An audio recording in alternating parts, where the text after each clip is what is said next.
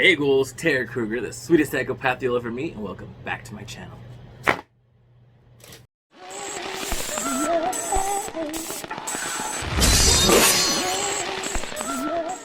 Hey sweet face, welcome back, and if you're new, hello! I also got some new friends with me today, and that will be these titties right here. No, they are not implants. This is honestly like a sleeve. It's kind of like a shirt, like a kind of like a sports bra thing, I guess. I don't know, I thought it'd be a really cute look today. It's kind of hot, but whatever. Hot as in like I'm melting in here with the fake titties and my wig, but either way, Anyways, I'm Terror Krueger. If you're new here, I'm a drag queen, I'm a makeup artist, I'm an FX artist. So yeah, if you clicked on here thinking this was a hot chick with big titties talking about Scream, I mean, I am at the moment, but I won't be all the time. Anyways, I wanted to do another countdown video today because I had really fun making these and I love collecting all the footage and the clips, and I decided that I wanted to do my top 10 favorite kills from the movie Scream. I know Scream gets a lot of like, I don't know, love or hate. It's either 50-50. People either hate Scream or love Scream. I, for a fact, love it. I mean, I was a kid when the movies came out, and I went to go see them in theaters, and I was just totally obsessed with the whole franchise. And I still am to this day. I really hope there's a part 5. But in my opinion, I think that they honestly need to, like, just kill off Sidney, Gale, and Dewey, and, like, you know, like, how many times is this fucker gonna go after the same bitch, you know? Like, I mean, it's a different killer every time, but, I mean, come on, let's change it up. I heard the tea that Hayden Panettiere's character didn't actually die in part 4, and Wes Craven's plan was to make the sequels follow her, but you know, because of Wes Craven's passing, none of that has happened, and no one has actually touched Scream. Scream has so much history, and I love Scream so much. I will probably go into a little bit here and there as we are counting down these kills.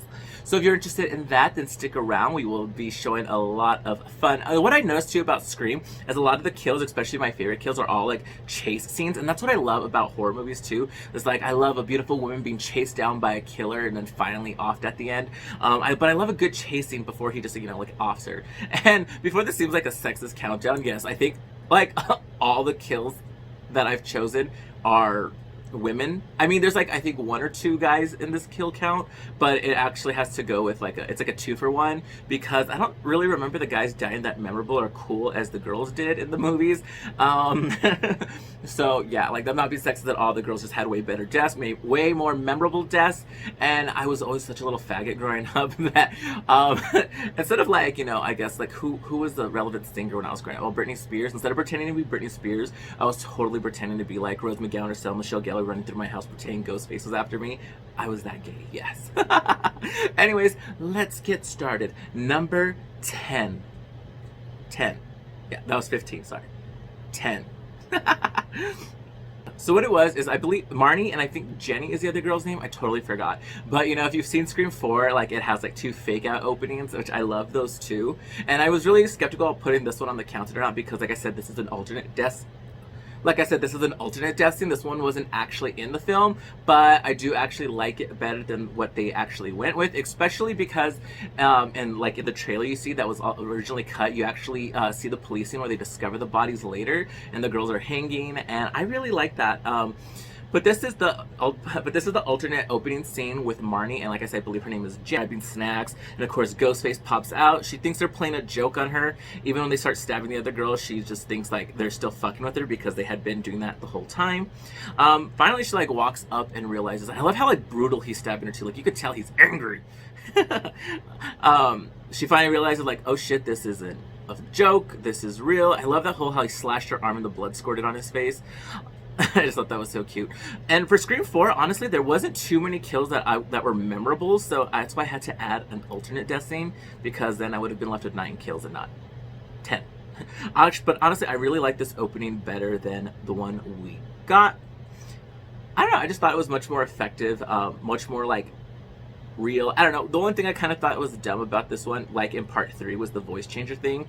How in part 4 it's an app, and in part 3 it was like this thing that still doesn't exist to this day, where it makes you be able to have anybody's voice in the world. Imagine how cool that would be, but also how fucking dangerous that would be. Anyways, number 9 is, I believe her name is Jenny. If I'm wrong, I'll put it down here somewhere. I'm sorry. Jen, the actual opening with her death scene, in this one, their kills are reversed. And what really sucked is that you actually don't even see Marnie's death. You just see her body after, and I believe she was just stabbed in the gut. And then of course Ghostface chases her around. I always thought that garage where like she gets killed in is so like random. Like I've never seen a garage like that, and it was just always so weird to me.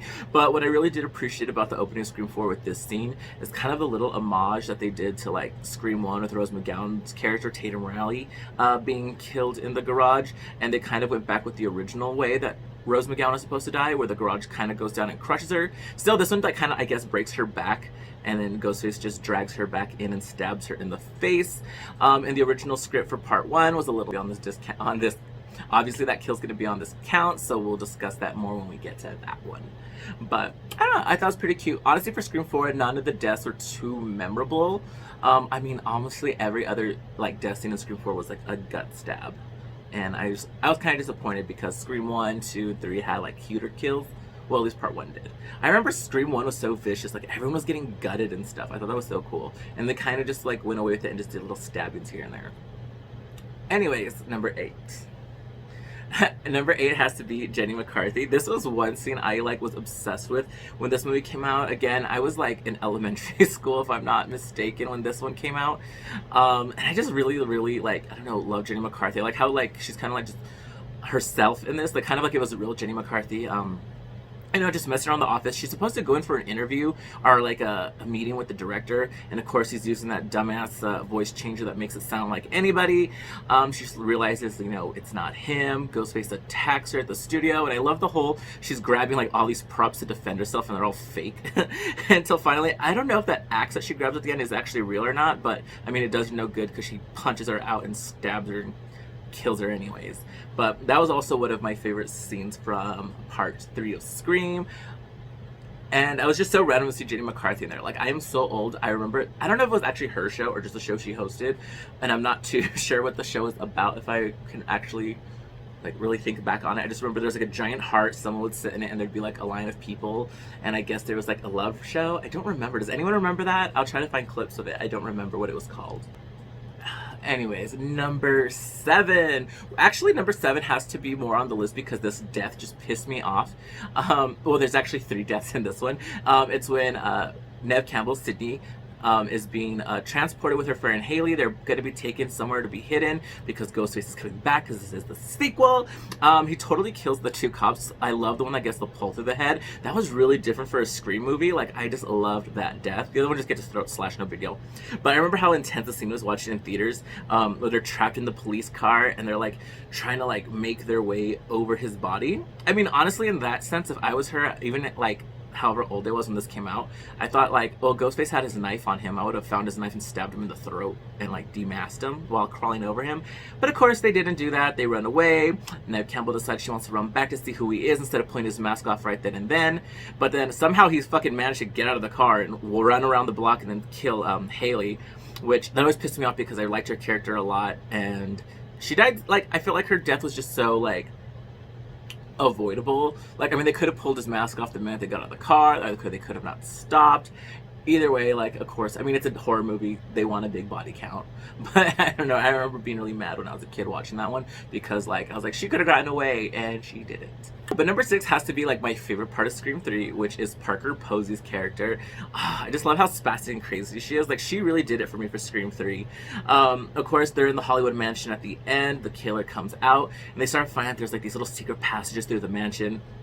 Ghostface attacks them. Parker Posey hides in a closet, and she falls behind this little trapdoor thing. Of course, Ghostface goes after her, and she's like behind this two-way mirror trying to get Dewey's attention while Ghostface is after her. And as a kid, and I don't know, I guess now I have to rewatch it because I was never sure if Ghostface actually killed her. I know he stabs her like a couple times, but as a kid I was always confused as if Ghostface had just stabbed her and that's how she died, or if Dewey accidentally shot her as he's like blowing out all the windows. But looking at the scene over again, I think she just dies from Ghostface's stab wounds. I don't think he actually shoots her. But I remember I was super sad too when I was watching this and they killed Parker Posey off, because I just really, really loved her character. I was so obsessed with her, especially seeing her in that movie Josie and the Pussycats. That is such an underrated movie, and if you watch it now, like, oh my god, the pink is the new black. Like, all the subliminal messages hidden in music, and every time the musician finds out that their music is being used for that, they get killed. Oh my god, that is such a cute movie. If you've never seen like the early 2000s, like Josie and the Pussycats, go check it out. That movie is cute. I really fucking enjoyed that movie. I actually want to go watch that now. Anyways, number 5. Number 5 has to be Cece as Sarah Michelle Gellar, her little cameo in Scream. The fun fact about this is Rebecca Gayheart was actually supposed to play this part, but they actually cast her as one of the mean girls from the sorority that was trying to get like Sydney to join. But either way, and oh my god, is that the girl, like the sister from Vegas Vacation? I almost think that's her. Anyways, she's at home, she's sober sister waiting to pick up all the drunk sisters. She keeps thinking it's her boyfriend calling drunk. Turns out it's just Ghostface. He sneaks into the house with the girl from Vacation, goes in to pick up some shit. And I just love the whole little chasing of him like going after her, instead of her just running out the front door. Like, I mean, she probably just should have. I mean, I would jump through that fucking glass instead of unlocking that door if I saw some fucker coming at me with a knife. But that's just me. It's actually quite of a long chase scene, too. It's like, bitch, how many flights of stairs are in that place? Anyways, he finally catches up to her. He slams her out the window, stabs her a couple times. And I know there's a part in here where you actually can see, like, a crew member's hand as, like, he throws her off. I never catch where it is until someone shows me. But I know it's there. I know it's there. Anyways, now it's the end of it for Sarah Michelle Gellar. I always just liked that movie. I don't know. I had it sounds like I always had an obsession, like, as a kid, like movie death scenes or just like anything where like girls falling off of things. I don't know what that was, but I always just loved, like, oh my god, remember Scooby-Doo and Zombie Island, like in the opening scene when that big green monster's chasing them and Daphne and Velma like fall off the thing and Fred catches them. I was so obsessed with it. I don't know what my obsession was with like people falling off things. I don't know. Maybe it's because when I was in a past life, I was a witch and got pushed off a cliff and a giant rock fell on me. But maybe that could be it. I'm so fucking stupid. I don't even know what I'm talking about. Anyways, number 4. Number 4 is Miss Jada Pinkett Smith in Scream 2, the opening. This death scene was like, now that I watch it like as an adult, I'm kind of like, oh shit. I just really love like the filming of the style of it. They're rewatching the stab based on the true series of what happened in Scream 1, and I love that they actually go back to this in part 4 and say that it was directed by Robert Rodriguez. I really love that little twist on it. But in this one, I kind of love that the fact that like the death in the movie is corresponding like the way they filmed it with Jada Pinkett Smith dying in real life, well, in the movie in real life, whatever, you know what I mean. And I like how people are slowly realizing like she's actually being killed and she's not just partaking in all the craziness going on in the theater. But I don't know about you, have you guys ever been in a theater that's been this crazy for a movie? I haven't, and I hope one day I am, because that just looks super fun. I mean, not someone getting killed in the theater for real, but just like the whole people so into the fucking movie that you wouldn't notice someone getting murdered, I guess. I don't know, it just looks so fun. And number 3 has to be like my favorite death from Scream 4, because like I said, there wasn't a lot of interesting deaths in Scream 4. Everyone was kind of like gut stabbed and that was it. Mine has to be Olivia's death. I really enjoyed this one because it was the most brutal and the violent of Scream 4. Ghostface is calling him, he's playing with them because he knows what they're watching. He says he's in their closet, and bam, the twist is he's not really in their closet, he's in Olivia's closet. And I just love the fucking stab right here where it goes right through her hand as she's trying to like hold him off. Oh, I just love that. And then bam, kicks into the dresser and just starts like really fucking brutally going at it. Like, I really like I really enjoyed this scene. I thought it was super cool. Again, kind of goes back to Scream 1 with like a really violent murder. Like, of course, because I feel like Scream 1 had the most violent kills, and this one kind of went back with that. I mean, later on you do see her body laying there when Sydney goes in and she's like gutted on the bed. I was like, woo, back to the original. I really like that. I just thought the scene was really cool, and like the surprise of him being in her closet, not their closet. I really enjoyed that death scene too. And number 2, honestly, I almost gave this one at number 1 because this was my favorite death scene in the entire franchise. And I was like super obsessed with this when I first saw it. Like I said, I was super young, super young, like a single digit age when this movie came out, and my parents took me to go see it, and I was like super obsessed. I love it. I even remember watching like interviews with the cast, like on shows and stuff, and I was so like, oh my god, I need to see this movie. Of course, as a kid I always thought it was like actual ghost killing people, but then when I actually went into theaters to see it, and I'm like, oh, it's a guy in a costume killing them, I was like, that's pretty cute too. But this was actually my first introduction to her, which is Rose McGowan. This death was just so unique to me. Like, I have never seen anything like that. Of course, I was super young at the time. This was one of my first introductions to horror, along with like A Nightmare on Elm Street. But this whole scene, I was obsessed with it. Like, growing up, this was when I would always try to react by crawling through the dog door in my backyard and just playing like I was her getting stuck in the garage and killed. Oh, it was so gay. Anyways, she goes to get beer. Of course, they're having a party. She gets locked in the garage and Ghostface starts fucking with her. At first, she thinks it's Randy playing a joke on her, so she's just like nonchalant about it, like going up the stairs to push him out of the way so she can go inside. Turns quickly when he fucking slices her arm open, and she realizes like, oh shit, this is not Randy, or it could be Randy. We never knew. We didn't know who the killer was just yet. And the funny thing is too, oh yeah, in this movie too, her original death scene was actually them fighting as the garage door was coming down, and him pushing her up, and the garage door coming down and crushing her neck while she was on the floor. They kind of came up with the cat door death on the spot, and I actually really enjoyed this. I love the way her head smashed, although she kind of just looked like a Barbie getting crushed. I just really love the whole like theatrics of the whole getting stuck in the garage, getting crushed, and the lights blowing up. Like I said, I was just super obsessed with that scene when it came out. And you know, there used to be this show where you could reenact music videos for your favorite celebrities. And I remember like you could dress up like, I remember one specifically, you could like, this girl liked Janet Jackson, so she dressed up like Janet Jackson and redid one of her Be My Lover videos, I believe.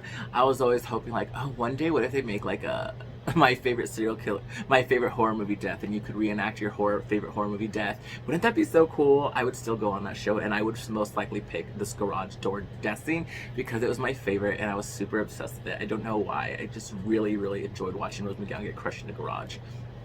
But then again, I was also obsessed with Rose McGowan at the time too, so I was kind of like upset that she got killed in the garage. And then like, what was it, 2 years later, she came out in the Coma White video with Marilyn Manson because they were dating, and she wore that fierce ass dress on the red carpet. Once I get enough surgeries and lose all the weight, I really want to have that outfit remade and like go out in that. So I mean, I need more lipo, some butt injections. I need a lot of work. Anyways, let's get on to number 1. And I mean, I could not add this in. And it's kind of a 2-for-1 again. And this has to be the opening scene of Scream 1 with Steve and Casey, aka Drew Barrymore. You know, I actually had a hard time finding the scene, and I'm glad I did, because it was only on the VHS when Steve gets gutted and it actually shows like his guts like pour out. I guess this was like a real like crazy scene at the time. So I remember this was on VHS. So I remember when I would watch this on VHS, I would always see the scene of his guts just rolling out. When I transitioned over to like DVDs and Blu-rays, that scene's always cut out. You kind of just hear the slice and dice happening, and then it goes up to his face. Disappointing. Anyways, I love the part where she's kind of like sneaking out of the house. She's smart. She grabbed a knife, ran outside to hide, and I like how she like looks up into the window and bam, Ghostface is there, breaks through, tries to stab her. And yes, back in the day, kids, you could physically assault someone with a house phone. Those things are fucking huge and they were fucking heavy. And she pops Ghostface in the mouth with it and runs off. Then he pops out and chases her, and Drew Barrymore, I mean, still is, but at the time was like also like a really huge star. So people were so shocked that they had the guts to like kill her off like in the first like scene, and everyone was so shocked. Of course, at the time I was like a little kid, I didn't really know who she was, but watching it now and understanding, I was like, wow, they really did kill off one of the biggest stars at the time off like in the first few moments of the movie, and I thought it was so cute. This is what I mean back to like the first one, where the kills are much more like brutal and violent, and you kind of forget that with Scream because of the sequels. It's kind of like toned down. But I remember in theaters too, first scene where the mom finds her body and she's just gutted and hanging from the tree. Oh my god. And then they slow pan up to the body and you just see her all mutilated and gutted hanging there. That's honestly like one of the reasons why I fell in love with horror back in the day, because of this movie. I was super obsessed with it when it came out, and then like A Nightmare on Elm Street has always been like my favorite movie growing up, my favorite franchise. And then when I found out Wes Craven worked on that and this, I was like, oh my god, he is like a god. And I really do love a lot of Wes Craven's films, so of course Scream has to be up there with a lot of them. Like the kills are fun, and I'm really excited that there's going to be a part 5 in the works, or so far as we know. I'm really curious to see what they do with that. I think what would be like a really cool like ballsy move to like get back what they did in part 1 is have the opening scene of like Dewey and Gail at home and kill them off like in the first scene. I think that would be the tea. Or even kill Sydney off in the beginning. Wouldn't that be like, oh my god, like the tea? It'd be a risk, but I mean, hey, it'd be a whole new series. Like, follow someone else now. I don't know. That's just my thought. Anyways, I hope you guys enjoyed this count. Were these some of your favorite kills, or what were some of your favorite kills from the Scream franchise? I didn't do the show, of course not. I'm not going to add the show into this. That's a totally different thing. Actually enjoyed the show. I did. It was corny and stupid, but you know, I did like it. I love a slasher. I love a good slasher. You know, one of my biggest dreams is to be stalked down and gutted. I'm just kidding. Imagine, and then tomorrow you see in the newspaper, Terror Krueger gutted and slain. A girl could dream. Anyways, if you're curious about the makeup I'm wearing, I'll go ahead and have that listed down below. If you're curious about these titties, they are pretty much a shirt, like I showed you earlier. They are not implants, they are not makeup, they actually have real nipples. I don't think I could show them though on camera, because then I'll get flagged or have my video taken down. So then I don't want that. So hit my onlyfans.com.